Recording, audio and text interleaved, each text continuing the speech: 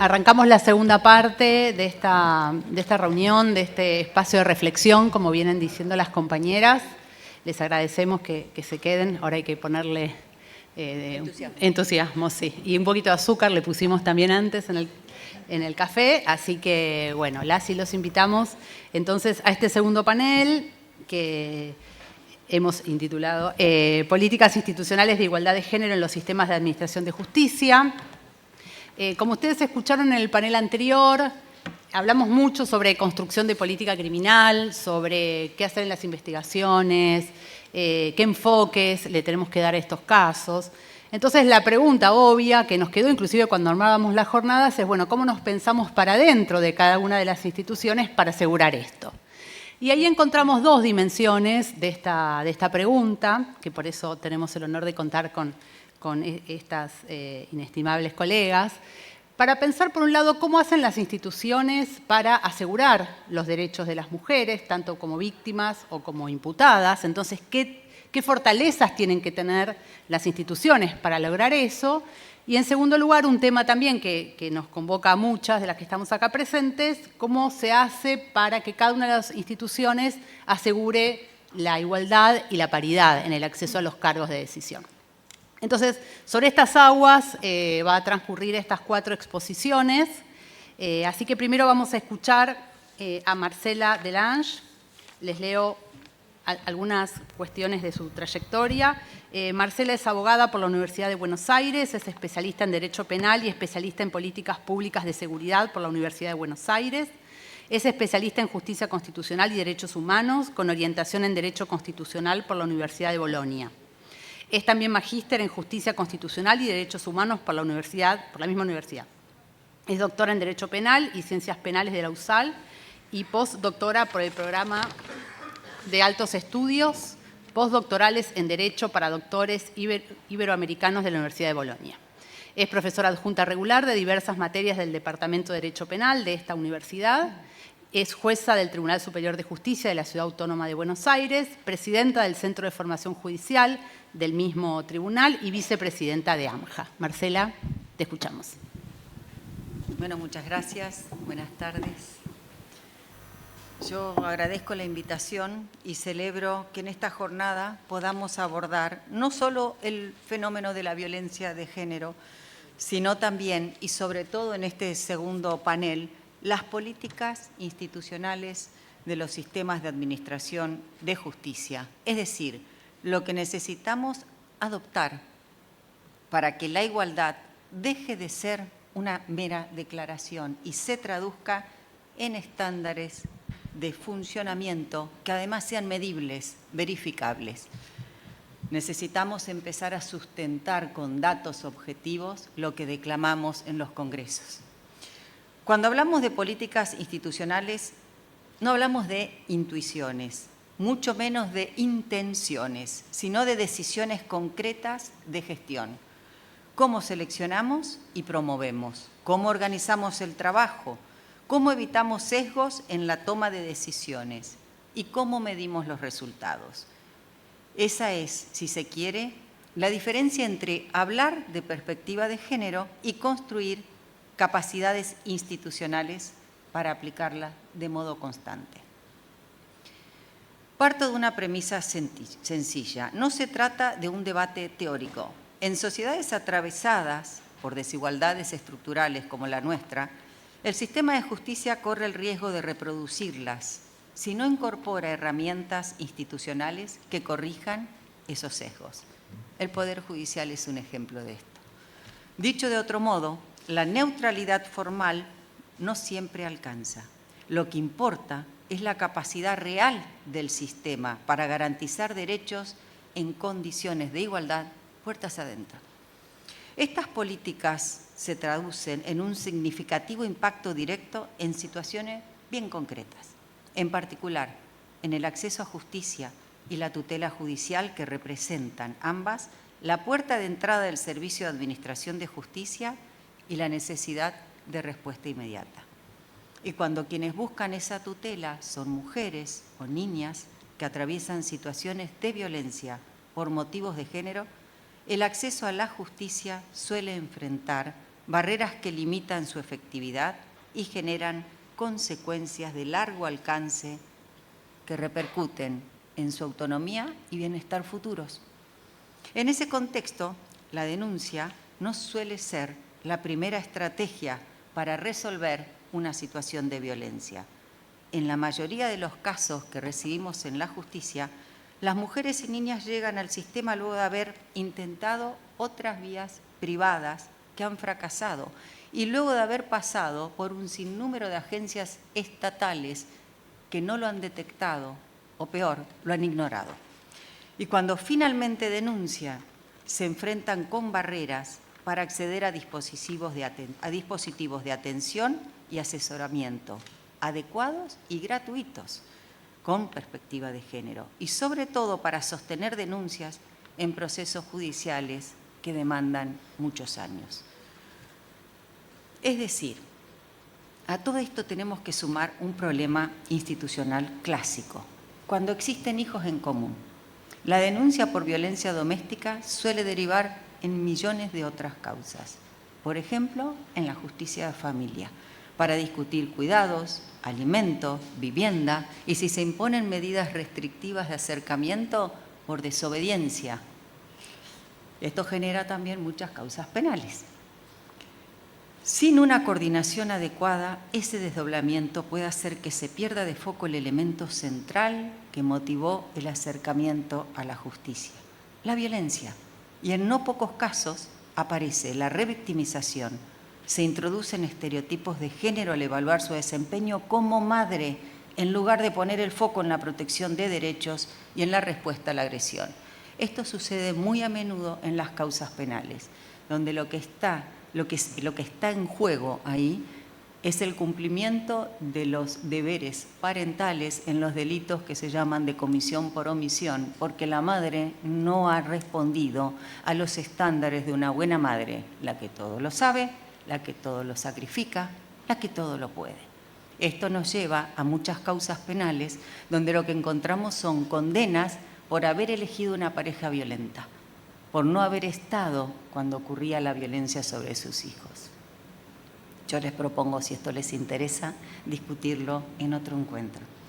De más está decir que el uso de los estereotipos de género en leyes, en reglamentos, en prácticas, en creencias culturales y modos de organización institucionales constituyen una forma de discriminación. Y cuando esos estereotipos se trasladan a un proceso judicial, el daño es doble. No solo distorsionan la decisión, sino que erosionan la confianza en la justicia como garantía de igualdad para esas mujeres. Y acá volvemos al núcleo del panel. Si el problema se expresa en respuestas tardías, fragmentadas o estereotipadas, la corrección no depende solo de la buena voluntad individual de cada una de nosotras. Depende de que nosotras tengamos y nosotras organicemos para tener y pidamos a nuestras asociaciones que nos ayuden a contar con políticas institucionales capaces de modificar aspectos estructurales del sistema. Me refiero a protocolos, capacitaciones para el uso de esos protocolos, organización del trabajo interna, coordinación entre fueros, criterios de actuación y mecanismos de seguimiento. Transformar las administraciones de justicia supone construir un sistema que pueda gestionar estos conflictos y resolverlos desde una perspectiva de derechos humanos y de género, con operadores comprometidos y capaces de identificar las causas estructurales de la violencia por motivo de género. El Tribunal Superior concretamente tiene dos precedentes señeros en conflictos de competencia, que son Barone y Giordano. En Barone nosotros consolidamos un criterio que busca evitar la fragmentación de casos, cuando los hechos se inscriben en un mismo contexto de violencia y se disparan causas no solo a los distintos juzgados penales de nación y de ciudad, sino diversos juzgados de familia, o entre provincia y nosotros. Todas las imputaciones logramos que tramiten en un único tribunal para lograr una administración de justicia más eficiente, que pueda conocer el conflicto y las distintas manifestaciones de la violencia en su integralidad, que es lo único que permite una solución integral y no parcial, dando respuesta penal, civil, etc. Evitar la revictimización, evitar las respuestas contradictorias. De allí que se estableció la regla de que quien interviene es el órgano que primero conoció el contexto de violencia. Y acumulamos todas las causas en ese que primero conoció y tramitó el primer síntoma de la violencia. Luego en Giordano el tribunal reforzó una idea para evitar el ida y vuelta de los expedientes, aún por el estado procesal. Con esto ustedes saben que entre nación y ciudad estamos en un tema de transferencia de competencias. Aunque nosotros no tengamos el delito o el delito no haya sido transferido a la justicia de la ciudad, si la justicia de la ciudad intervino primero y tiene varias manifestaciones, se queda y juzga el delito, aunque no lo tenga, y lo mismo hacemos con nación. Es decir, si ellos intervinieron primero, por más que no tenga el delito porque ha sido transferido, lo acumulamos ahí. Para evitar esto que yo les digo, ¿no? La respuesta fragmentada, el ida y vuelta con cuestiones de competencia. Todo lo que sean delitos por violencia de género consumen el tiempo en discusión de competencia, porque tenemos que dejar de ser hipócritas. Lo único que existe en tribunales con estos conflictos es el revoleo, es sacarse de encima el expediente. Entonces tenemos que admitir que este es el primer problema a enfrentar.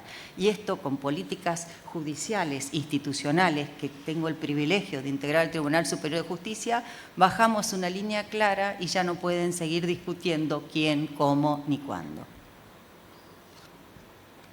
Desde otra perspectiva, la violencia de género intrasistema judicial se expresa en la actual composición de las dependencias y organismos judiciales, que muestra que, por ejemplo, los procesos de selección y promoción de magistrados, fiscales, autoridades, todavía presentan sesgos que restringen el acceso a mujeres a los cargos de decisión en condiciones de igualdad, y creo que esto lo deben haber visto claramente en los paneles anteriores, según hablábamos con Ale recién. Gracias, Ale, por invitarme y estar acá. Gracias, Eve. Y además, en escasas ocasiones se pondera de manera suficiente la formación en género de quienes aspiran a estos roles. No es un rubro que cuando uno completa el currículum tenga una relevancia o un puntaje independiente, lo que se refleja en cómo se conducen los procesos judiciales luego, e incluso en discusiones y decisiones que desconocen, a veces de forma llamativa, obligaciones estatales asumidas en la materia.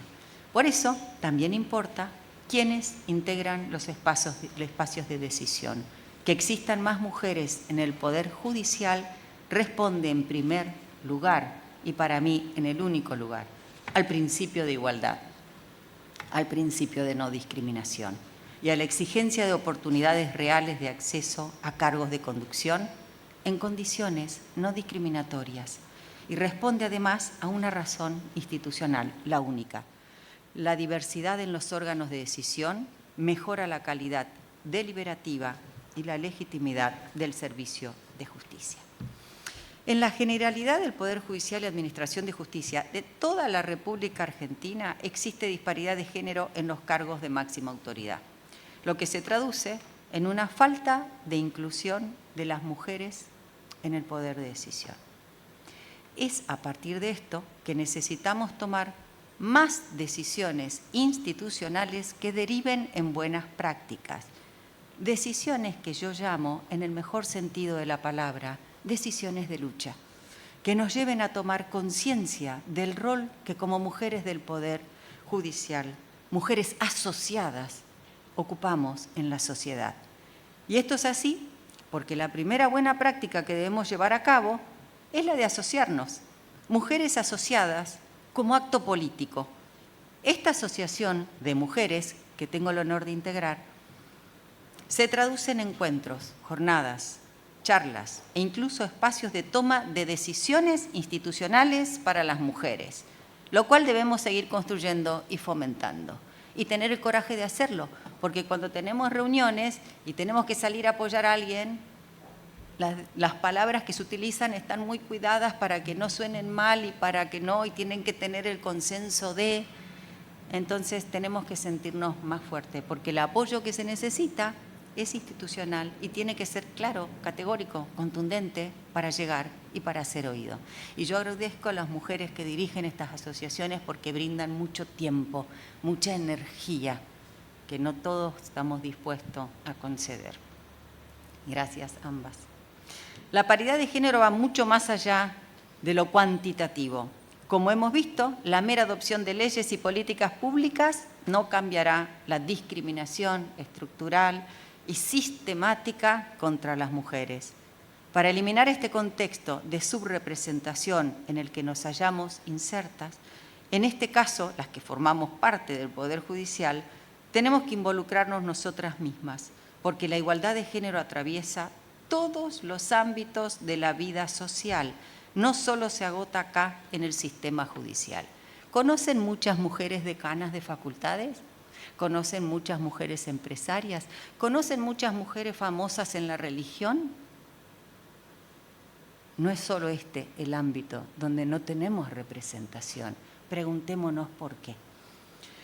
Cuanta más asociación de mujeres, cuanto más nos transformemos en un actor político como tal, habrá mayor conquista de paridad de género y la participación de las mujeres en los espacios de toma de decisión y mayor exigencia hacia el Estado, quien sabemos que debe y no está pudiendo, y por eso nos necesita como actor político, cumplir sus obligaciones de respetar, proteger y hacer efectivo el derecho humano de las mujeres a una representación igualitaria e inclusiva en los sistemas de toma de decisiones en todos los ámbitos de la vida política y pública.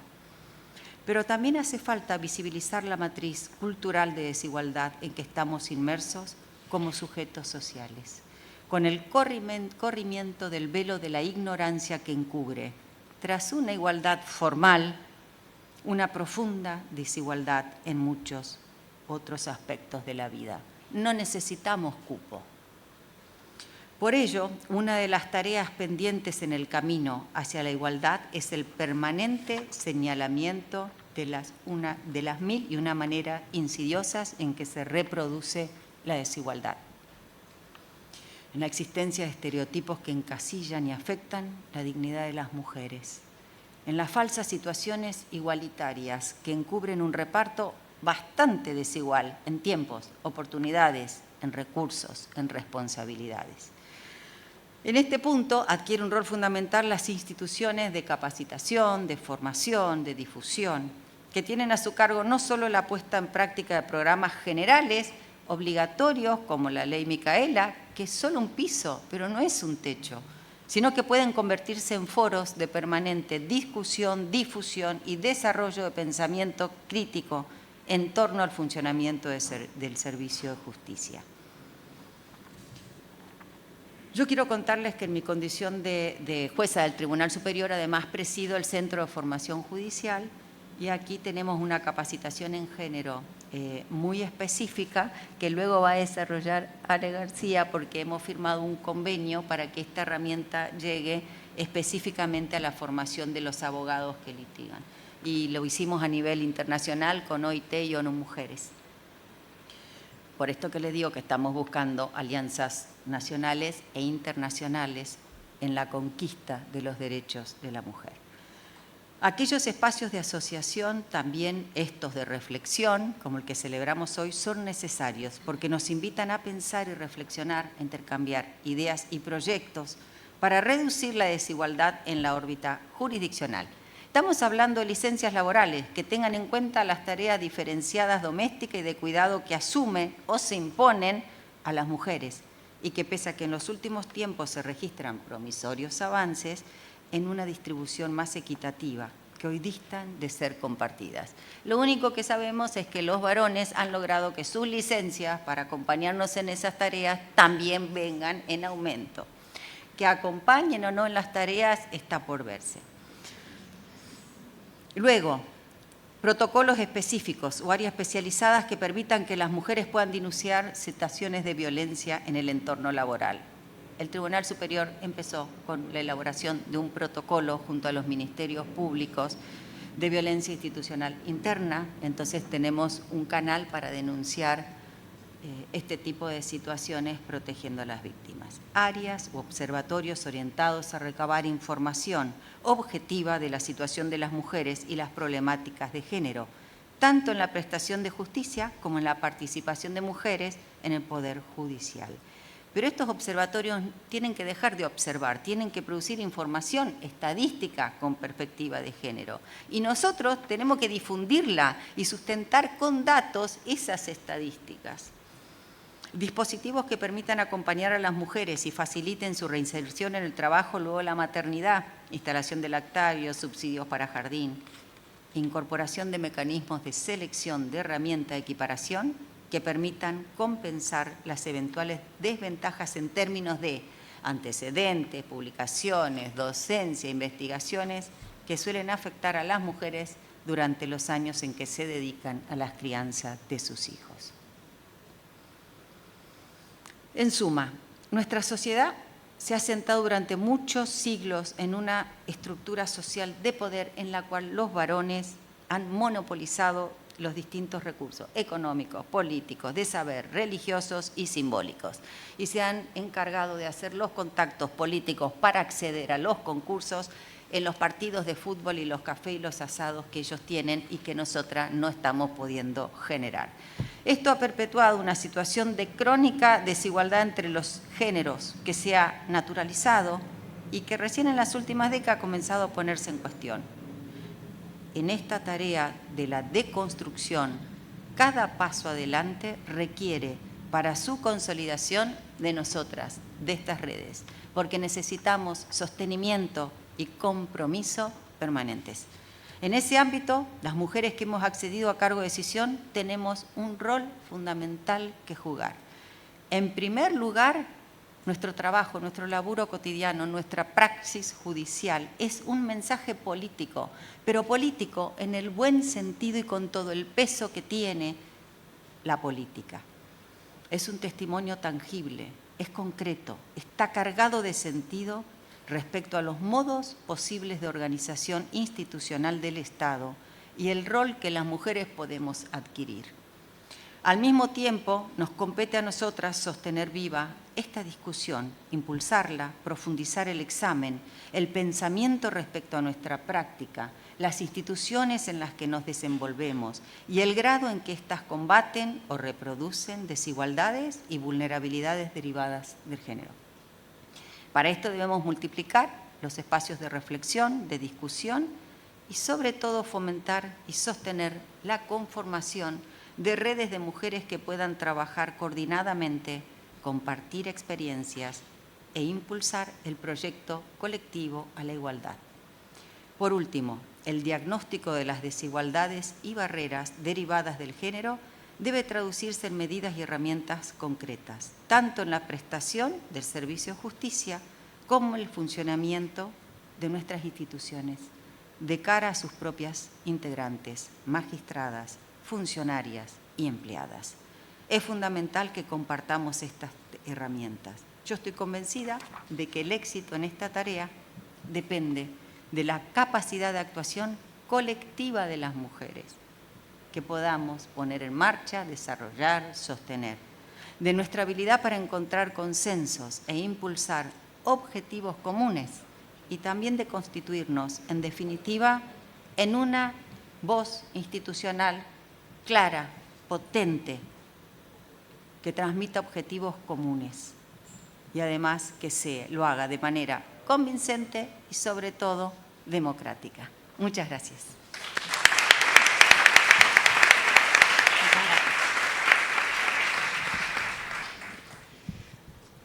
Bueno, muchas gracias, Marcela. Ahora vamos a escuchar a Romina Zelinsky.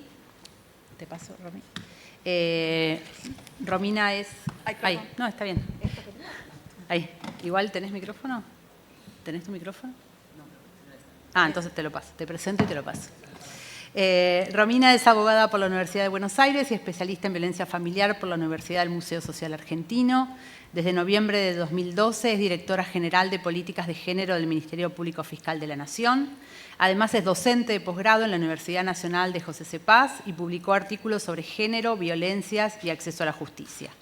Fue consultora de UNICEF en el área de protección de derechos de la infancia y adolescencia entre los años 2008 y 2012 y anteriormente se desempeñó como asesora jurídica en la Secretaría de Derechos Humanos de la Nación y en la Dirección de Derechos Humanos del Gobierno de la Ciudad de Buenos Aires.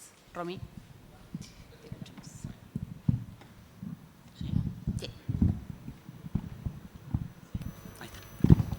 Soy muy petiza.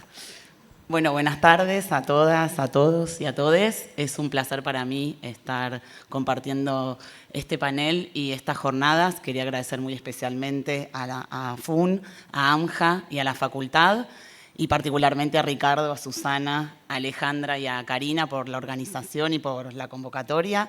Quería compartir en este encuentro algunas de las políticas institucionales que venimos llevando adelante desde la Dirección de Políticas de Género en el ámbito del Ministerio Público Fiscal de la Nación en relación con la igualdad de género hacia el interior del organismo. Muy brevemente, la dirección que integro y que dirijo desde hace algunos años tiene como misión la transversalización del enfoque de género hacia el interior del organismo y para eso llevamos adelante distintas acciones. En primer lugar, tenemos como obligación por la resolución que nos crea hacer un seguimiento de las reglamentaciones y adecuarlas a los estándares internacionales en materia de diversidad y de igualdad de género. También participamos en actividades de formación y de capacitación en el ámbito del Ministerio Público y también en desarrollo de formación comunitaria en un proyecto en particular que se llama Red Territorial en Género, que trabajamos con distintas personas de diferentes barrios de alta vulnerabilidad social en formar promotoras para la prevención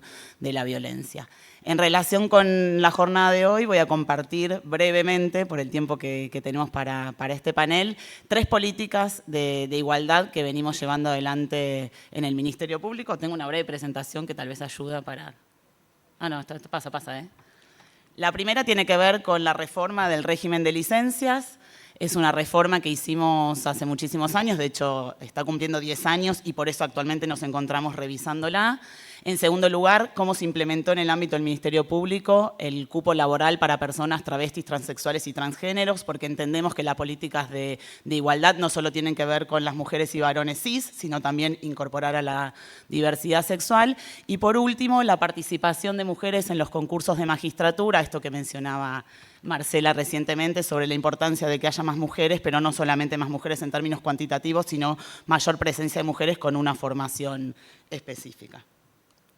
En relación con el reglamento de licencias, el objetivo que tiene particularmente tiene que ver con, lo que buscamos con esta modificación, es reducir el impacto que tienen las tareas de cuidado en nuestras trayectorias laborales. Hablo en la primera persona porque me refiero particularmente a cómo eso impacta en las trayectorias laborales de las mujeres y de qué manera podemos promover una mayor corresponsabilidad de los géneros en estas cuestiones, porque sabemos que este impacto que tiene en la trayectoria laborales de las mujeres, las tareas de cuidado, hacen que hoy todavía sigamos teniendo una desigualdad muy grande en los cargos de mayor jerarquía.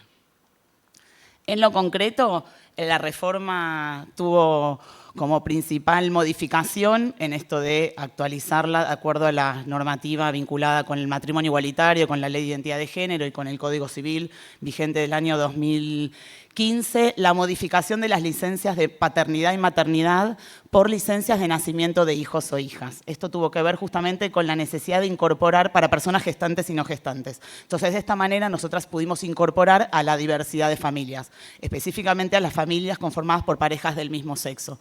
Un ejemplo muy concreto, una mujer lesbiana que no lleva adelante el embarazo, con el antiguo régimen no accedía a la licencia de maternidad porque no llevaba adelante justamente el embarazo, tampoco a la de paternidad, obviamente porque no es el padre, debía recurrir a una licencia extraordinaria. Esta modificación tuvo un impacto muy positivo porque las mujeres que se encuentran en parejas con otras mujeres o mujeres que no llevan adelante el embarazo porque recurren a alguna técnica de reproducción asistida pueden solicitar una licencia para personas no gestantes. gestantes. Por otro lado, una equiparación en la filiación biológica a la filiación por adopción. La adopción antiguamente tenía menos días que la biológica en el caso de nuestro reglamento. Se equiparó en el tiempo y a su vez incorporamos en esta licencia de reducción horaria por lactancia, que estaba reservada para mujeres lactantes durante el primer año de vida de sus hijos o hijas, el término de fortalecimiento vincular. Entonces, una pareja o una persona que lleva adelante un proceso de adopción, se adopta un niño o niña menor de 1 año, puede también solicitar esta reducción de la jornada laboral hasta que la persona, ese bebé o beba, cumpla 1 año.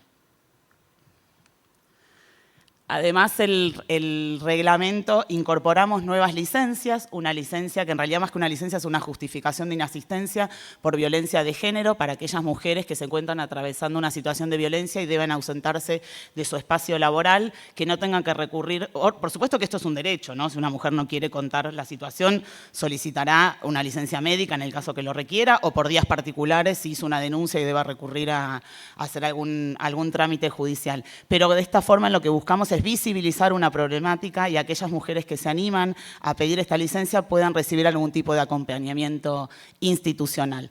También incorporamos licencias para aquellas personas que están llevando adelante un tratamiento de técnicas de reproducción humana asistida, con esto que mencionaba de la incorporación de las distintas filiaciones contempladas en el Código Civil. También se incluyó una licencia para personas que están cuidando hijos o hijas con discapacidad para que puedan acompañarlas a realizar todo el tipo de terapias de apoyo que necesitan. En relación con esto de cómo promover la corresponsabilidad de los géneros en las tareas de cuidado, se extendió la licencia para personas no gestantes, que en general, más allá de esto que mencionaba el ejemplo de una mujer en pareja con otra mujer, son las licencias que solicitan los padres, varones. Entonces se aumentó en días esa licencia y también se incorporó la posibilidad de que en el caso de familias monoparentales o conformadas por 2 varones puedan hacer uso de la excedencia, que es este periodo de entre 1 mes y 6 meses que pueden solicitar las personas luego de finalizar su licencia por nacimiento, que lo que hace es conservar el puesto de trabajo. Bueno, antiguamente estaba solo contemplado para mujeres, lo incorporamos para varones en estos casos y actualmente estamos trabajando, como mencionaba, en reformular por supuesto que es una propuesta que hacemos y después requiere que recursos humanos y que el procurador la apruebe, pero son propuestas que salen en estos casos desde la dirección, para que la licencia por excedencia también la puedan solicitar varones en el marco de una pareja heterosexual, porque creemos que ahí realmente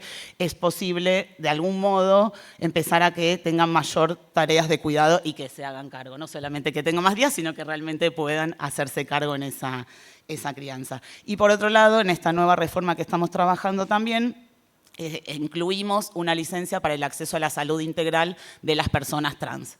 Y en esta línea me voy a referir a la siguiente política que tiene que ver con la implementación del cupo, yo de lejos no veo nada, del cupo laboral travesti trans. Como saben, en el año 2021 se sancionó una ley que establece, una ley con el que lleva el nombre de Diana Zacayán y Loana Bertins, 2 militantes trans que fueron, bueno, una asesinada y la otra fallecida, pero militantes que lucharon fuertemente por sus derechos, por eso la ley lleva este nombre.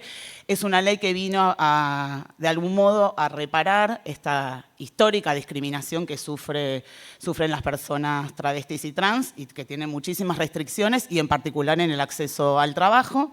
La ley específicamente estableció la obligatoriedad para todos los organismos del Estado Nacional, incluyendo a los ministerios públicos y al Poder Judicial, que la planta de personal garantice un 1% a personas travestis y transexuales. En el Ministerio Público comenzamos un trabajo de implementación del cupo en el año con distintos. Primero tuvo que haber una adecuación institucional y normativa y paralelamente trabajamos en un proyecto de acompañamiento porque entendemos que el cupo es un ingreso, pero después se requiere un trabajo para la permanencia, ¿no?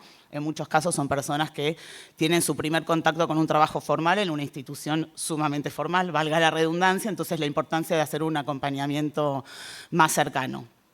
En relación a la modificación normativa, lo que se estableció es que las personas que se inscribían en el concurso de ingreso democrático y acreditaban por una declaración jurada sentirse incluidas en el cupo, si rendían y les iba bien en el examen, quedaban eximidas de ese sorteo que se realiza para remitir los listados de personas a las distintas fiscalías, al igual que pasaba con las personas con discapacidad.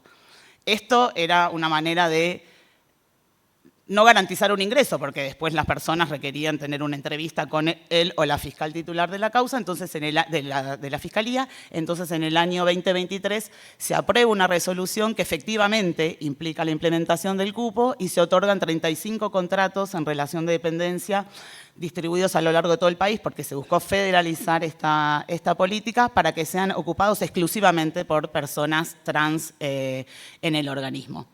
A su vez, también se hizo una adecuación de nuestro legajo, donde figuran nuestros datos, conforme a la identidad de género. Cada persona declara su identidad de género sin perjuicio de haber hecho o no la rectificación registral. Y por otro lado, hay una inscripción específica en los concursos. 5 minutos. Uy, bueno, voy muy rápido. El proyecto de acompañamiento, que como mencionaba para la permanencia, tuvo que ver con realizar capacitaciones, una guía para ingresantes en un lenguaje claro y sencillo para distintos trámites, la articulación con organizaciones de la diversidad sexual para difundir las convocatorias. Hicimos un proceso de trabajo muy fuerte el año pasado con la obra social del Poder Judicial, porque entendemos que el acceso a la salud integral de las personas trans todavía no está garantizado, no hay prestadores con formación, por ejemplo, en ginecología para personas trans, entonces estamos trabajando en una línea articulada con la obra social. Bueno, fue muy rápido porque quiero presentar la última línea que tiene que ver justamente con... Un segundito, perdón. Se me seca la boca, que hablo muy rápido. Con la carrera fiscal y la desigualdad de género y la necesidad de pensarnos en organismos más paritarios en términos de cargos de jerarquía. El Ministerio Público Fiscal tiene una planta alrededor de 6.000 personas, es paritario en su conformación. Si miramos el estrato de mayor jerarquía, hay solo a octubre del año pasado un 28% de fiscalas, frente a un 72% de varones. O sea que ahí vemos que el gran cuello de botella es, a medida que se asciende en la escala jerárquica, el techo de cristal se va ensanchando.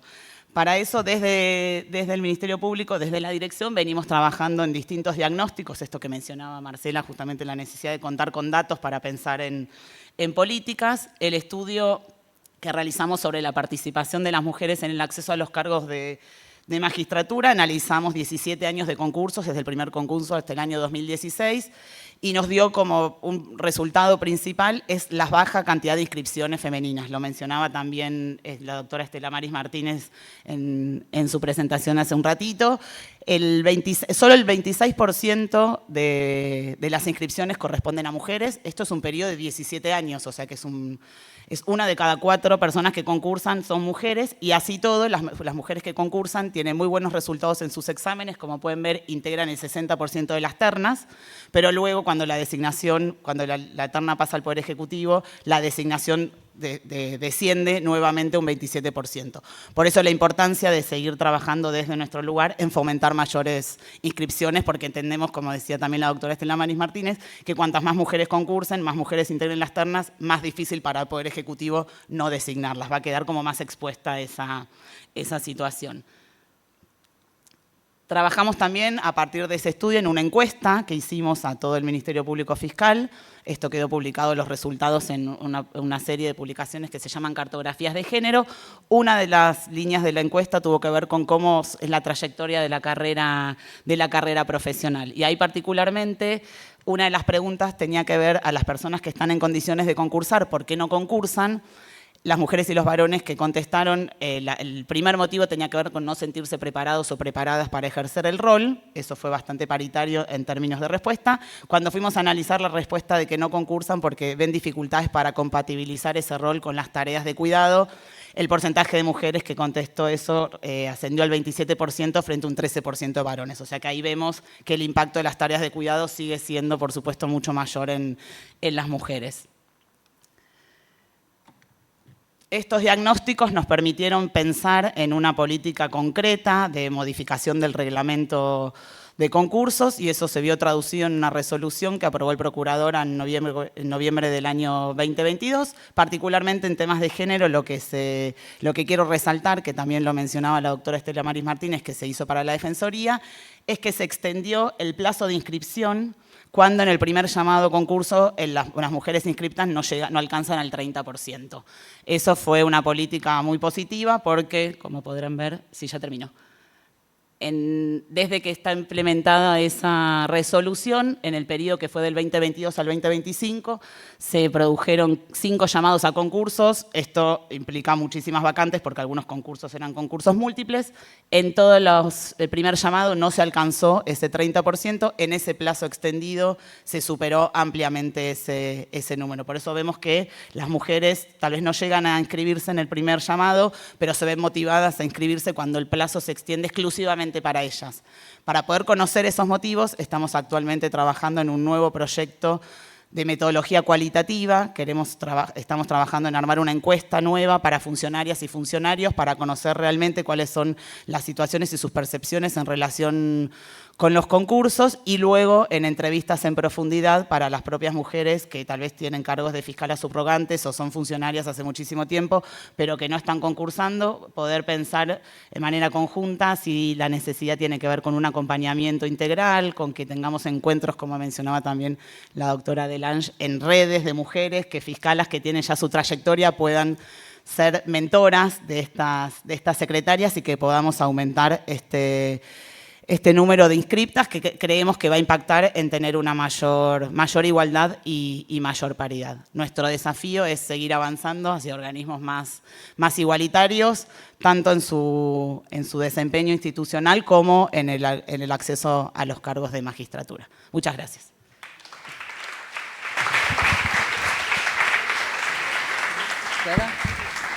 Yo tengo que pedir disculpas por una cuestión de salud familiar, me tengo que retirar.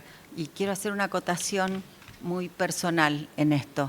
Cuando hablamos de políticas de género, yo me referí con exclusividad a las mujeres. Yo pienso que las mujeres no somos un colectivo, pienso que las mujeres no somos una minoría, pienso que las mujeres no somos vulnerables, no estamos en situación de vulnerabilidad. Entonces yo creo que tenemos que empezar a respetar que cuando vamos a hablar de género y género en el Poder Judicial estamos hablando de nosotras, sin perjuicio de dar la lucha que corresponda para que los derechos lleguen, alcancen y sean efectivos a todo otro colectivo. Muchas gracias. Bueno, muchas gracias. Gracias, Romina. Vamos a escuchar ahora a Cristina Giordano. Cristina es abogada por la Universidad Nacional de Córdoba, es especialista en cibercrimen, digo bien, y evidencia digital en la Facultad de Derecho de la UBA, es magíster en Administración de Justicia y Litigación Oral de la Facultad de Derecho de la UCA, doctoranda en Derecho en la Facultad de Derecho de la Universidad de Córdoba.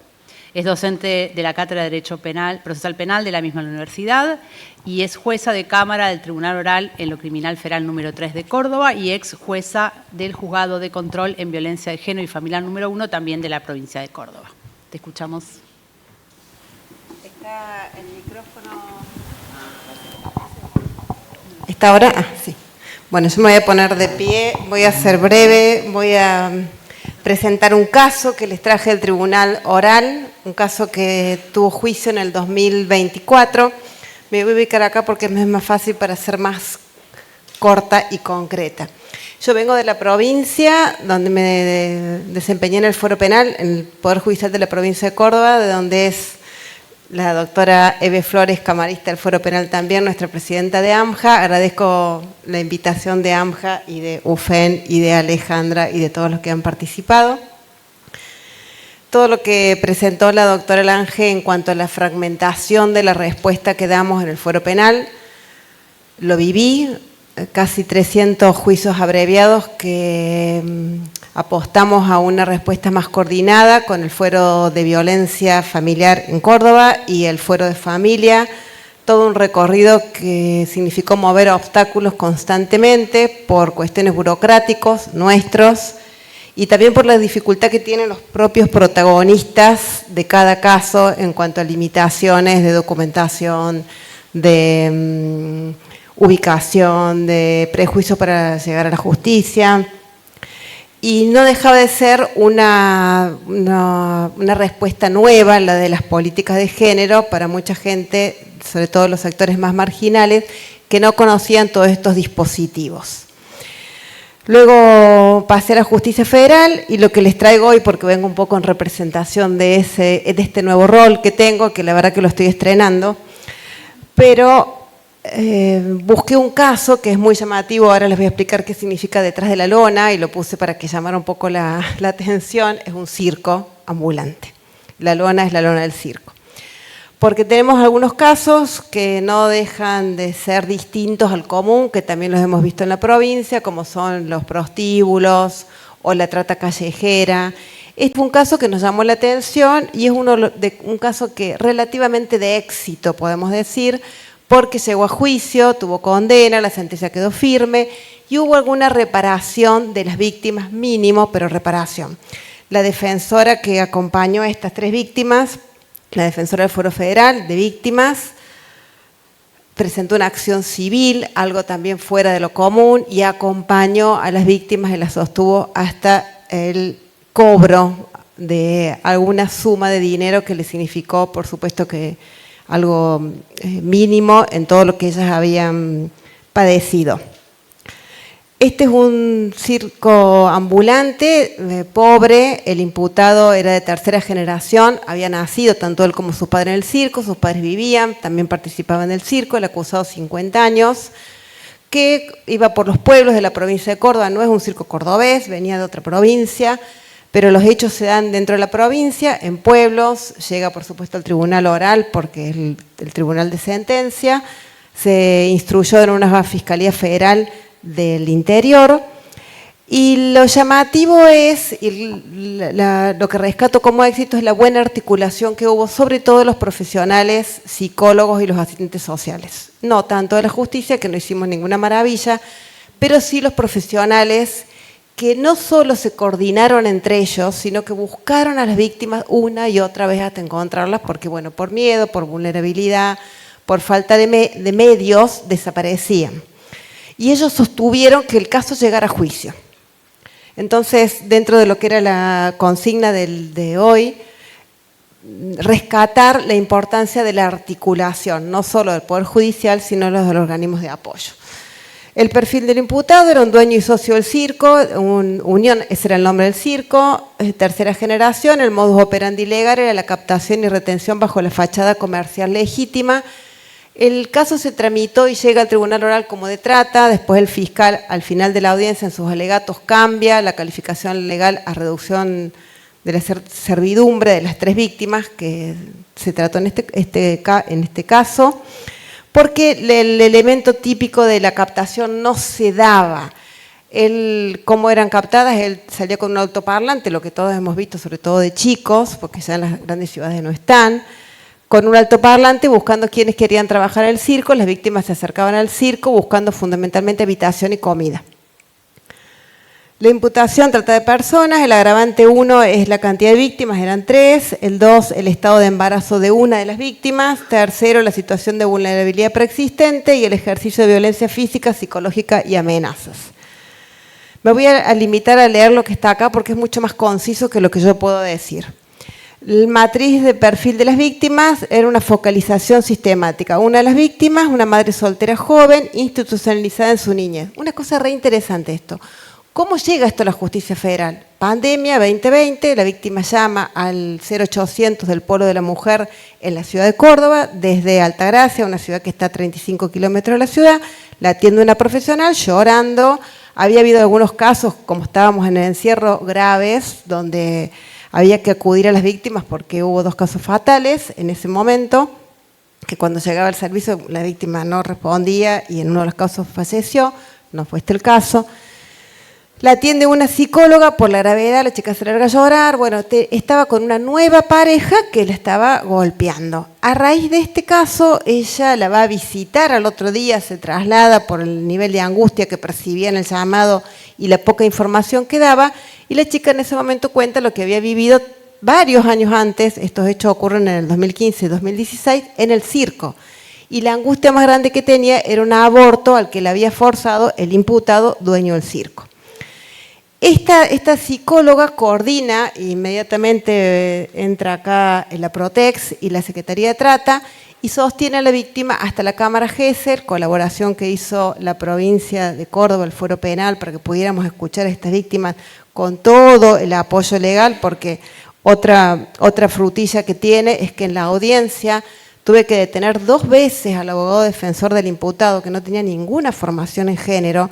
Era una de mis primeras audiencias en el Fuero Federal. La verdad que yo no podía dejar de escuchar lo que estaba escuchando. En la provincia veníamos con alguna formación un poco más avanzada y este hombre interrogaba a la psicóloga de una manera casi humillante y prepotente, desvalorizando el trabajo. La psicóloga impecable. Eso fue en el interrogatorio, pero después los alegatos ponían en tela de juicio toda la labor de las mujeres que habían trabajado, ¿no? Las víctimas directamente no existían, como si las evidencias no estuvieran en el juicio. Poniendo que ahora estábamos en un péndulo y que todo lo que decían las víctimas se le creía y que acá había más relato de las profesionales que sostenían con informes muy bien concatenados para poder explicar toda esta situación de pobreza, que lo que las víctimas podían decir. En la Cámara Gesell, que lloraron y una se descompuso, y después una sola que en el juicio pudo hablar muy coartada. Claro, con el imputado sentado acá, lo que dio más sostén fue el relato tanto de la trabajadora social como el de la psicóloga. Entonces, en su alegato ponía en tela de juicio la manera y el valor de esos informes. La otra víctima, extrema pobreza, vulnerabilidad económica, ingresa con su pareja, 2 chicos que estaban en situación de calle, en La Falda, en Córdoba, les ofrece siempre un salario que nunca se pagó. La explotación era la cantidad de horas que trabajaban porque los tomaba con unas pautas y después era, una vez que entraban y dejaban sus cosas en una casilla, era atender el buffet, salir a volantear, ponerse disfraces y estar en la función, limpiar, inmovilizar la carpa y hacer peso. La tercera víctima, una joven que estaba en conflicto familiar, ingresa acompañada de su hermana menor en Altagracia con una promesa engañosa de un dinero que nunca paga, acoso constante, privación de alimentos como castigo y nunca paga ningún sueldo. El embudo en la vulnerabilidad, una falla institucional histórica. ¿Por qué? Porque estas 3 chicas ya habían sido institucionalizadas de niñas por falta de contención familiar. Así que llegan a la justicia federal en este caso, pero sí ellas eran cordobesas y ya habían estado cuando eran niñas judicializadas. Un embarazo sin apoyo, la segunda víctima entra embarazada, pierde el bebé durante su trabajo en el circo. La dependencia de la solidaridad itinerante para pernotar, no tenía dónde dormir, una maternidad aislada, expulsada a la calle a la madrugada por su agresor junto a su bebé, con intervenciones estatales insuficientes. Esta es la víctima que después tiene un embarazo del mismo imputado y él la obliga a abortar, violencia de género y desalojo, y la oferta del circo no es percibida como un trabajo, sino como una única estrategia de supervivencia disponible para un techo y un alimento inmediato. Esta es la trampa perfecta. El ciclo de la explotación. Estas son 3 víctimas. Este circo tenía años de funcionamiento y estaba en todas las ciudades anunciando por las calles del centro la convocatoria a mujeres que quisieran participar, y venía de una provincia a otra sin que nunca hubiera sido controlado. Tanto el imputado como sus familiares se jactaban, y así lo dijeron en la audiencia y en los escritos a lo largo del proceso judicial, que ninguno de ellos tenía ningún antecedente penal. Ellos se mostraban como legales, nunca habían tenido un problema con la policía, jamás, ni ellos ni sus familiares. La fase A, la atracción engañosa, búsqueda activa de perfiles vulnerables, promesas verbales de altos ingresos y ambiente familiar. Despojo de identidad, les retenía por supuesto el DNI, apenas entraban, y la falsa excusa del registro policial por seguridad. La policía iba y controlaba, y el dueño del circo, el señor Almada, tenía en su casilla, en una caja fuerte, los documentos.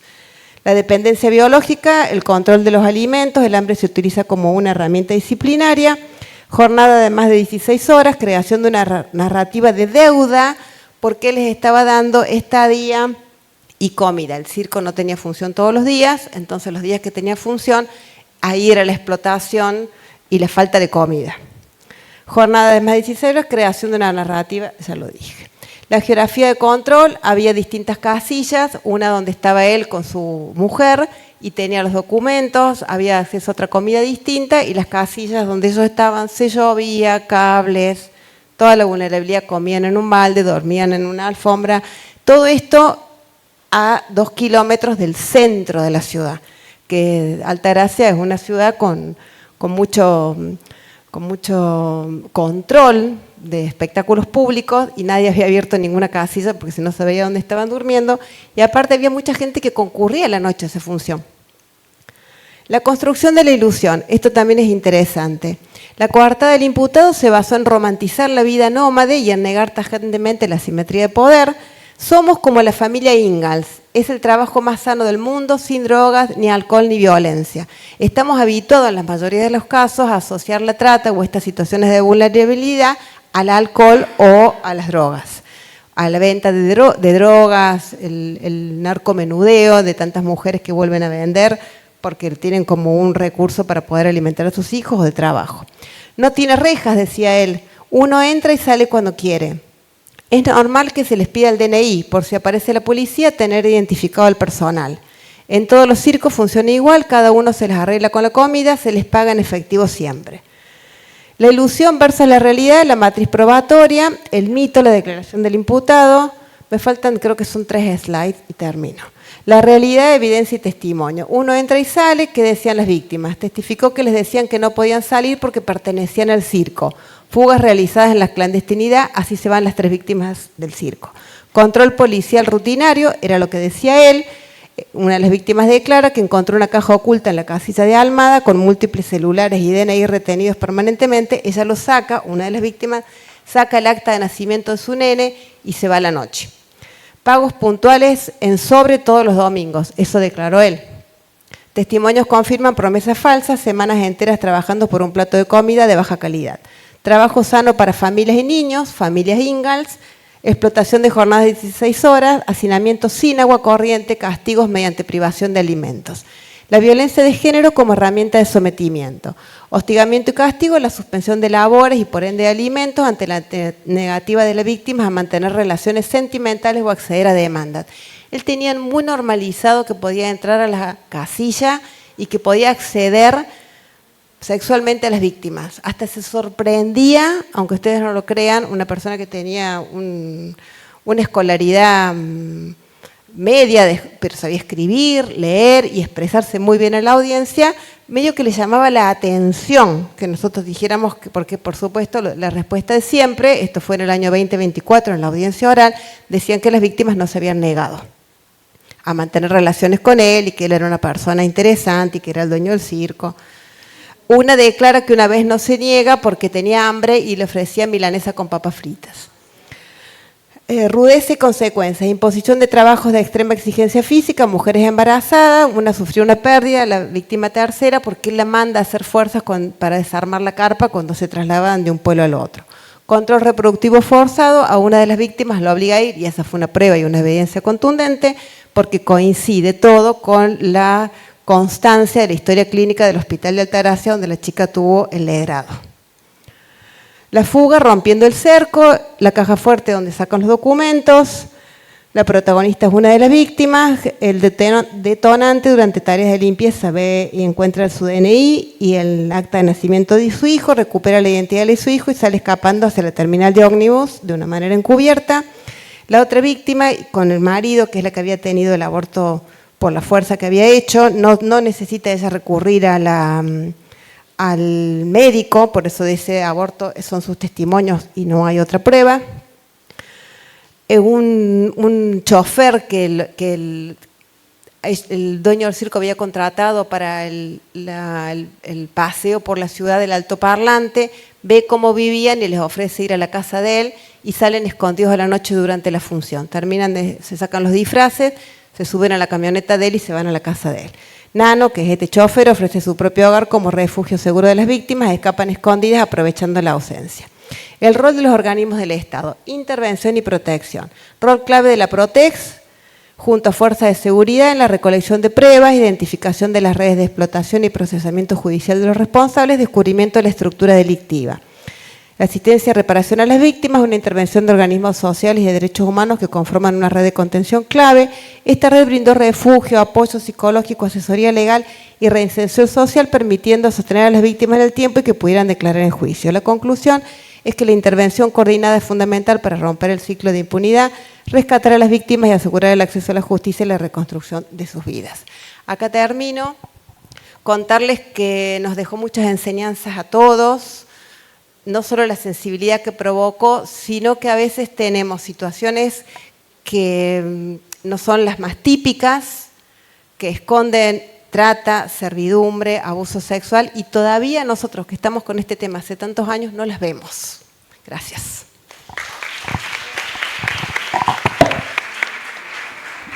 Muchas gracias, Cristina. Escuchamos ahora a Alejandra García. Alejandra es abogada egresada de la Universidad de Buenos Aires en el año 1993, especialista en Derecho Empresarial. Es titular de su estudio jurídico desde el año 2001 y desarrolla su práctica en el ámbito del derecho societario y comercial. Fue electa consejera de la magistratura en representación del estamento de la abogacía en el periodo 2012-2014 y actualmente dirige la editorial Juzbaires y se desempeña como coordinadora legal y técnica del Colegio Público de la Abogacía de la Capital Federal, designada por el doctor Ricardo Gil Lavedra. Te escuchamos, Alejandra.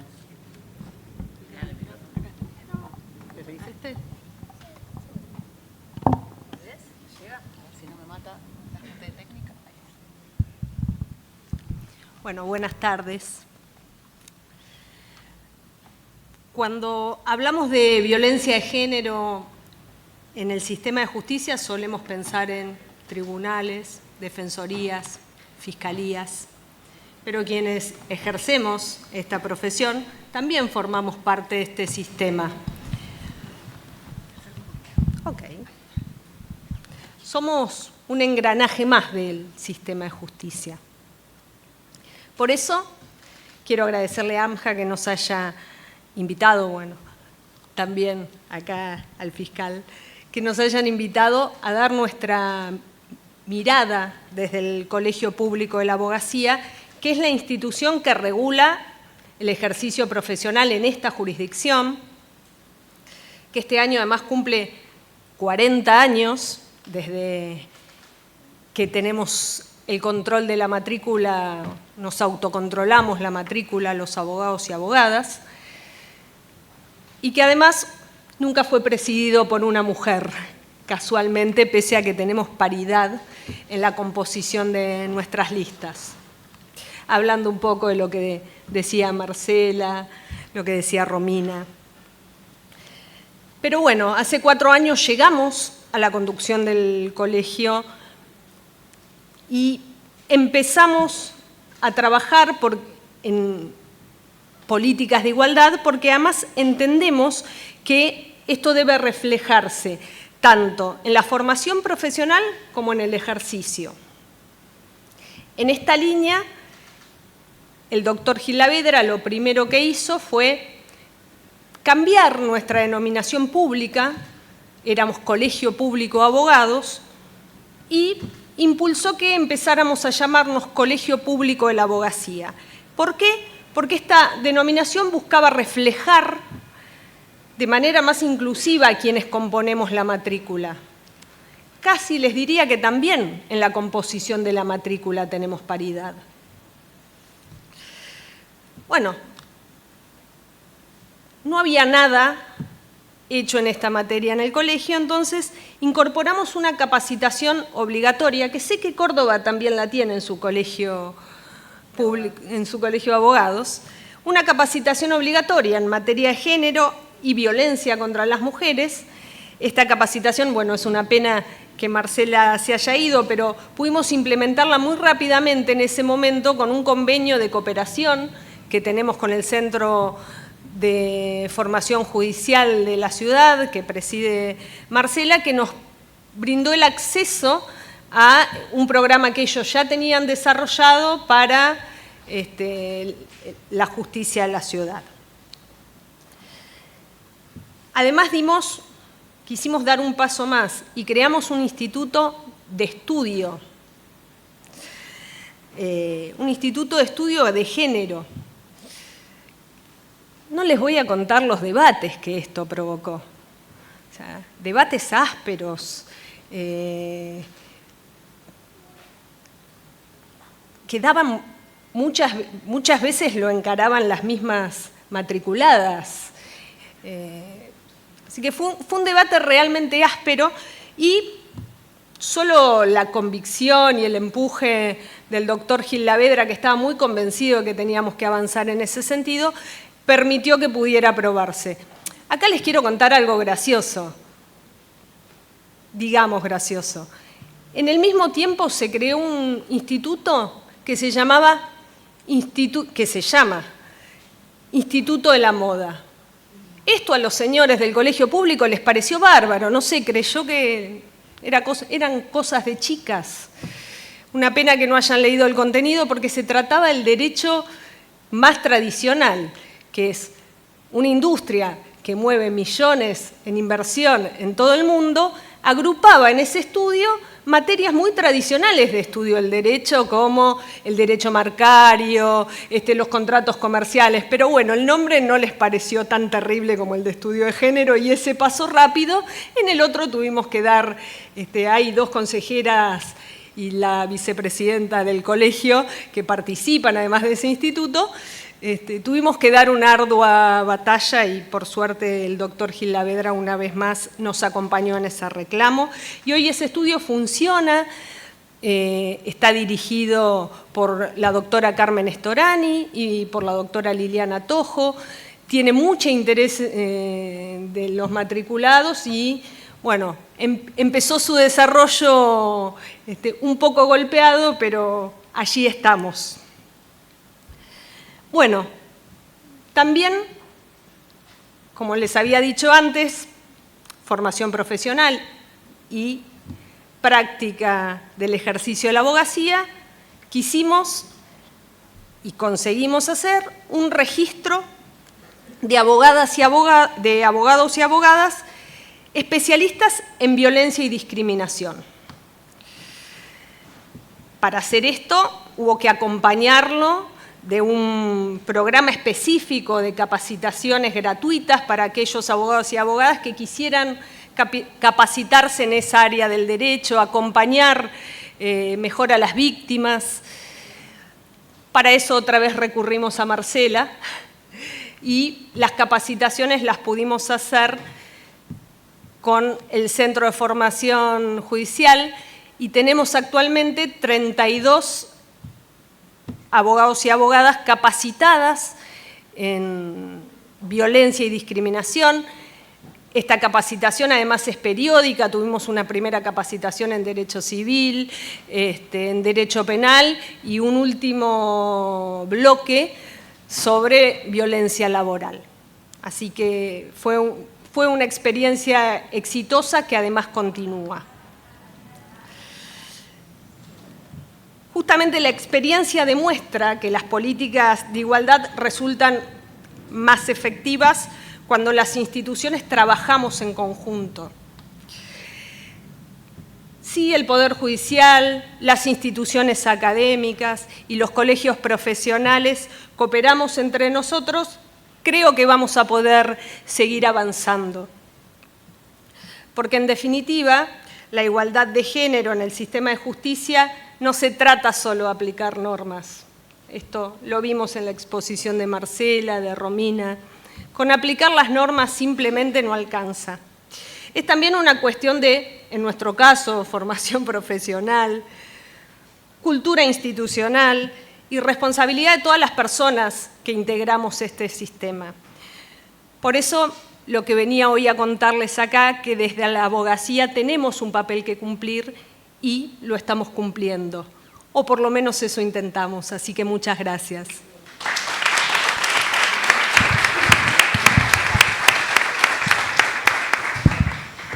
Bueno, muchas gracias, Alejandra, y además por ser súper respetuosa del tiempo. Ya al final, cuando las luces empiezan a estar un poco bajitas... En penumbras. Sí, en penumbras.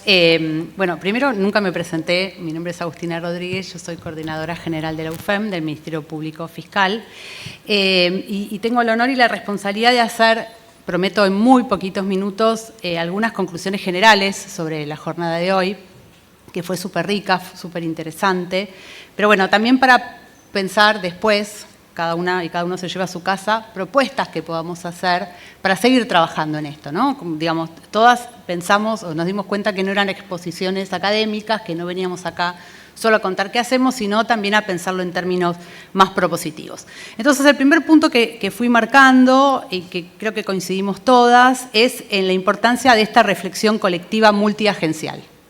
Que estos temas los tenemos que pensar desde todos los aspectos que tienen que ver con el sistema de justicia. Fiscales y fiscalas, juezas y jueces, defensoras y defensores públicos, abogados y abogadas, desde la academia. Es decir, tenemos que seguir pensando en cómo generar estos espacios de intercambio de buenas prácticas, pero también una palabra que se usó mucho hoy de reflexión. ¿Dónde estamos? ¿Qué hicimos bien? ¿Qué hicimos mal? ¿Y a dónde vamos? Y en esta idea de algo que también se dijo mucho hoy, se usó mucho la palabra coordinación. En general nosotros pensamos la coordinación intrainstitucional, pero también empezar a pensar la coordinación interinstitucional. También se nombró en algunas oportunidades la articulación interdisciplinaria. No solamente pensando desde el ejercicio de la profesión o del derecho, sino también poder incluir en estas reflexiones otros saberes que son los que nos hacen entender qué es lo que está pasando, cuáles son los fenómenos criminales, cómo están reaccionando las víctimas, qué es lo que está pasando en un lenguaje que no siempre es el jurídico.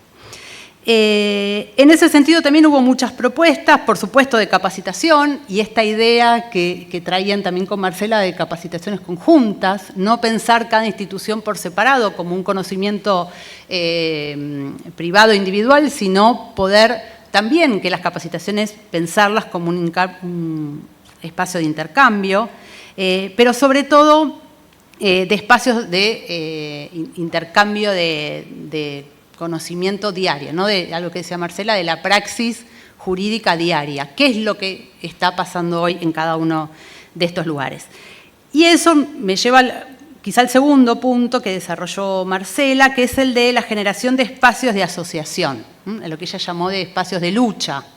Poder pensarnos de una manera también, si quiere, un poco más rupturista, pero aprovechar los espacios institucionales para seguir rompiendo lo que está escrito, porque también otra de las conclusiones a las que llegamos hoy es que, como decía recién Alejandra, la aplicación literal de todas estas normas que tenemos cruje, ¿no? Cuando hablamos de perspectiva de género. Entonces estamos llamados y llamadas a pensar de otra manera, y para eso necesitamos también poder fortalecer nuestras propias capacidades y también esta idea que me parece muy hermosa de asociación, ¿no? Pensarnos siempre como parte de lo mismo, más allá de la institución a la que pertenezcamos, y por eso las redes de mujeres en los distintos espacios siempre son importantes.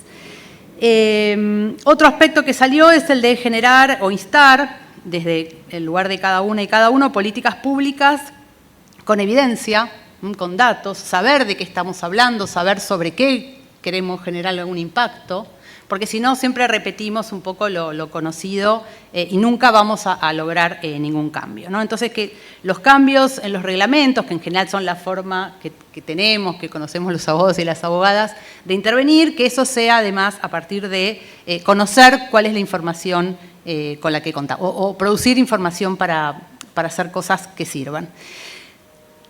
Después, otra cosita, quizá el cuarto punto que quería compartir con ustedes es que creo que también quedó claro que la perspectiva de género no es un problema ni de la justicia nacional exclusivamente, ni de la justicia provincial, ni de la justicia federal. Digamos que a todos nos atraviesa, quizá a la justicia federal le cuesta o le costaba un poquito más poder entender en qué casos podía haber perspectiva de género. Nosotras, por ejemplo, en UFEM tenemos muchísimos casos federales de violencia sexual dentro de las Fuerzas Armadas y de las Fuerzas de Seguridad, que son casos bastante parecidos quizá a los casos de la justicia nacional, pero estamos de acuerdo en que la perspectiva de género, que antes quizás se veía, como dijo Mariela antes, más como, o claramente como la violencia doméstica o la violencia por parte de pareja o expareja, y que nos llevó a pensar la perspectiva de género de una manera, ahora también es necesario repensarla, complejizarla, y para eso cada vez más, digo, sobre todo la justicia federal, que quizá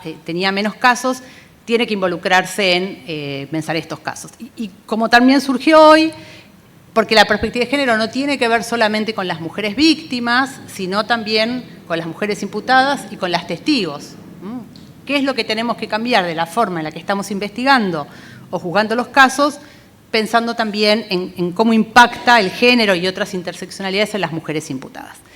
Por eso, como última propuesta, y bueno, sobre todo porque pertenezco al Ministerio Público, pero seguir pensando en la importancia o en cuánto nos va a cambiar la llegada del acusatorio a los distritos o las jurisdicciones que todavía falta, y la posibilidad de tomar de las otras jurisdicciones. Yo listé algunos temas que son bien específicos de política criminal, ¿no? Cómo pensamos o cómo exigimos líneas de política criminal a la Procuración o cada uno en su institución, sobre competencia, esto que decía muy bien Marcela, de que muchos de los problemas tienen que ver con la falta de coordinación en la competencia, en la disponibilidad de la acción, en la reparación integral, en el acceso a la justicia, en los estereotipos de género y en la revictimización.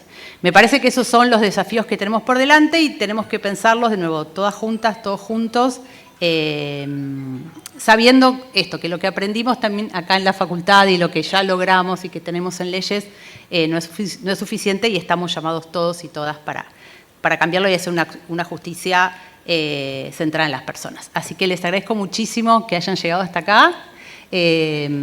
Bueno, y no sé si alguien, Ricardo, si querés hacer algún cierre institucional o alguien de AMJA.